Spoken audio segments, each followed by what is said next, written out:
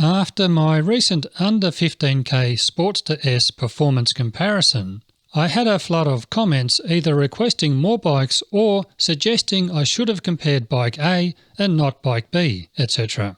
I always listen to you guys because at the end of the day I'm just trying to give you what you want. So today I'm doing a part 2 of that video. The viewer requested Sportster S versus the Bobbers. In this round I'll be comparing the new Harley-Davidson Sportster S to the Street Bob 114, the Honda Rebel 1100, the Indian Chief Dark Horse and Indian Scout Bobber. These are your most requested bikes. There are more bikes you've requested however, so I will be doing a part 3 of this video. Watch out for that one. In the previous video I tried to keep to similarly priced bikes, but from all the bikes you've been requesting, that's gone out the window. As before, this video is all about performance, so we're only going to compare horsepower, torque and weight. We'll then calculate the power to weight figures for each bike for torque and horsepower, including a 200 pound or 90 kilogram rider, and then we're going back to my virtual drag strip and try to predict which of these thumpers would be first across the quarter-mile finish line. If you're new here, I'm Paul and welcome to Bikes I Like. Okay, to the numbers. While we're on numbers, it's worth mentioning the difference in engine capacities here. We've got two bikes in the 1800cc range, the Street Bob 114 and Chief Dark Horse. The Sportster S is 1252cc's and two bikes in the 1100cc range, the Rebel 1100 and Scout Bobber. That's quite a spread. Should be very interesting to see how they compare. Okay, first up is horsepower. The Harley Street Bob 114 produces an estimated 100 horsepower at 5000 RPM. The Honda Rebel 1100 produces 86 horsepower at 7000 RPM. The Sportster S produces 121 horsepower at 7,500 RPM. The Indian Chief Dark Horse produces an estimated 95 horsepower at 5,000 RPM. And the Indian Scout Bobber produces an estimated 100 horsepower at 6,500 RPM. When it comes to horsepower, the Sportster S leads the pack here, and lowest on the rung is the Rebel 1100. Now for torque. The Street Bob 114 produces 119 foot-pound at 3,000 RPM.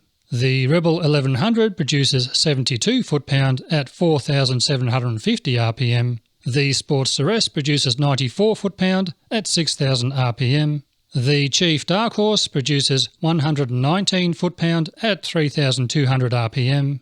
And the Indian Scout Bobber produces 71 foot-pound at 5,600 RPM. Now when it comes to torque, the clear leaders are the Street Bob and Chief. Bringing up the rear are the Rebel 1100 and Scout Bobber with practically identical numbers, and the Sportster S lands neatly in the middle. Things are going to get interesting when we bring weight into the equation. Speaking of which, here are their wet weight, ready to ride figures. The Street Bob weighs in at 659 pounds, the Rebel 1100 weighs in at 491 pounds, the Sportster S weighs in at 502 pounds, the Chief Dark Horse weighs in at 670 pounds, and the Scout Bobber tips the scales at 555 pounds. Heaviest here is the Chief Dark Horse, and the lightweight in this comparison is the Rebel 1100, but not by much. The Sportster S is nipping at its heels. Bring on the power to weight numbers. First up is the power to weight figure for horsepower. As per usual, all figures will be calculated with the inclusion of a 200 pound or 90 kilogram rider. The Street Bob measures in at 0.116, the Rebel calculates to 0.124, the Sportster S comes in at 0.172, the Dark Horse measures 0.109, and the Scout Bobber calculates to 0.132. Taking the lead with the best power to weight figure, including a 200 pound rider, is the new Sportster S, and by a fair margin. Interesting to see the Scout Bobber taking second place with the Rebel taking third. Not surprising to see the heavier torque-oriented Street Bob and Dark Horse bringing up the rear. Let's see how they do in the power to weight figures for torque, again including a 200-pound rider. For torque, the Street Bob 114 measures in at 0.138, the Rebel 1100 calculates to 0.104, the Sportster S comes in at 0.133, the Chief Dark Horse measures 0.136, and the Scout calculates to 0.094. Well, there's not a lot in it at the top end. While the Street Bob takes a torque power to weight victory, with the Chief a very close second, hunting them both down, however, is the newcomer Sportster S. A pretty incredible feat when you consider it's down 600 odd cc's in capacity. Surprisingly, the Scout Bobber takes the biggest hit and is bested by the Rebel. The writing's on the wall, I'm afraid. It's time to update the Indian Scout.